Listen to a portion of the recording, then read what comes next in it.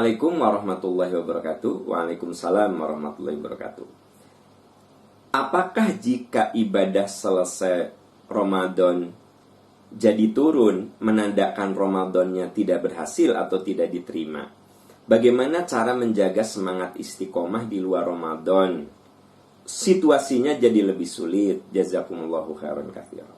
Ya, kalau keimanan kita menurun pasca Ramadan, apakah itu tanda bahwa Ramadan kita tidak berhasil?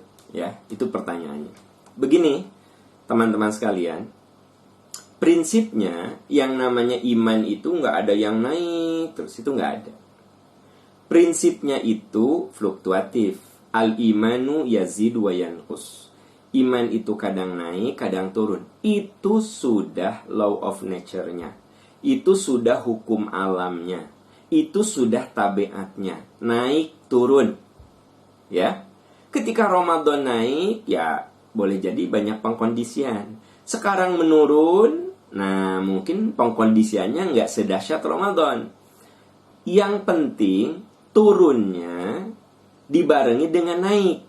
Jadi kalau turun 2, naik 4. Turun 3, naik 8. Nah itu yang disebut dengan fluktuatif progresif. Nah itu tentu tidak apa-apa. Yang tidak boleh adalah naik 2, turun 4. Naik 3, turun 7. Ya. Naik 5, turun 12. Nah itu namanya fluktuatif degradatif. Nah itu yang tidak boleh. Berarti kita kudu berjuang bagaimana semangat ibadah kita sekalipun turun, besok naik lebih bagus lagi. Kalau semangat Ramadan kita turun, apakah Ramadan kita tidak berhasil? Tidak juga kita katakan tidak berhasil. Kalau penurunannya merupakan tenaga untuk naik, gitu loh, ya. Jadi masalah berhasil dan tidak hanya Allah yang tahu. Namun ketika iman kita turun, jadikan itu motivasi untuk naik, gitu. Kalau tadi malam kita tidak tahajud, padahal Ramadan mah asa nggak pernah absen ya.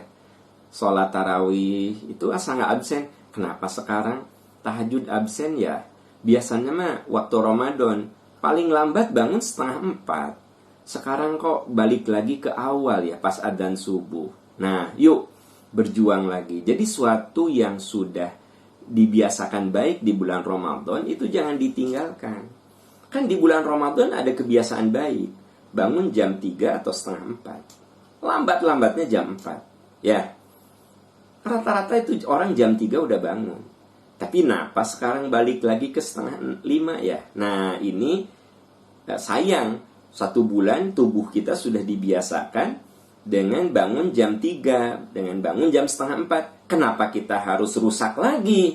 Yuk balikin lagi nih. Mumpung baru 7 hari berlalu dari Ramadan, istiqomahkan lagi, paksakan lagi, bangun jam 3:30, tahajud. Insya Allah dengan 1/2 jam juga cukup tahajud itu. Ya kalau teman-teman bacaannya suratnya panjang-panjang, coba dari jam 3. Ya, dari jam 3 itu kan leluasa sampai jam 4. Dari jam 4 sampai 4:30, ya kita bisa baca Quran, bisa zikir, bisa wirid, bisa istighfar. Itu kan waktunya leluasa banget. Tapi ini butuh kesungguhan dari diri kita. Nah, kalau Anda bertanya, gimana supaya caranya istiqomah? Antara pasca Ramadan ini kita tetap istiqomah. Untuk istiqomah harus ada 3 yang harus kita lakukan. Ada 3 yang harus kita lakukan.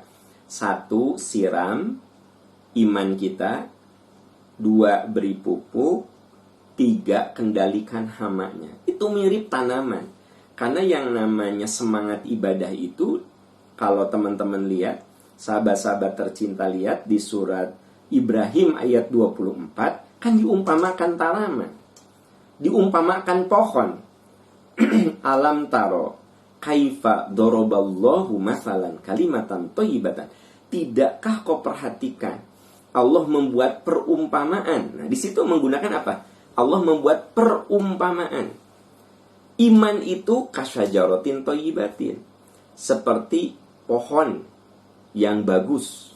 Seperti pohon asluha tsabitun, akarnya menghunjam ke bumi, wa far'uha fis sama, daun dan rantingnya menjulang ke langit, memberikan keteduhan kepada sekitarnya, tu'ti ukulaha kullahinin bi'idni rabbiha. Dia memberikan buah setiap saat. Nah, jadi yang namanya ibadah, yang namanya iman, itu diumpamakan seperti pohon. Ini memberikan isyarat, kalau kita ingin istiqomah, perlakukan iman kita itu seperti kita memperlakukan pohon. Apa? Kasih air yang cukup, siram. Yaitu dengan apa? Dengan kajian-kajian agama. Nah, sekarang kita sedang melakukan siraman rohani. Siraman, disiram. Coba Anda lihat dalam surat Az-Zumar ayat 18. Alladzina yastami'una al-qawla fayattabi'una ahsana, ulaika alladzina hadahumullah wa ulaika hum ulul albab. Disiram, orang yang mendengarkan nasihat. Ya, apalagi kalau itu nasihatnya dari Al-Quran dan Sunnah Rasul. Karena orang yang imannya kokoh itu, walladzina idza dzukiru bi ayati rabbihim lam yakhiru 'alaiha summa wa umyana. Orang-orang yang apabila dibacakan ayat-ayat Allah, lam yakhiru 'alaihim summa wa umyana. Mereka tidak tuli dan tidak buta. Apa maksud tidak tuli dan tidak buta? Mereka buka matanya, mereka buka telinganya untuk mendengarkan nasihat kebaikan. Yang kedua, pupuk dengan amal soleh. Jadi ibadah-ibadah kita ditingkatkan lagi. Apa? Dari mulai yang simple-simple, sholat rawatib, sholat duha, sholat syukrul wudu. Nah, termasuk juga ibadah yang dianjurkan di bulan Syawal, yaitu saum Syawal, saum Senin Kamis. Nah, itu namanya pupuk. Nah, terus yang ketiga apa? Kendalikan hamanya.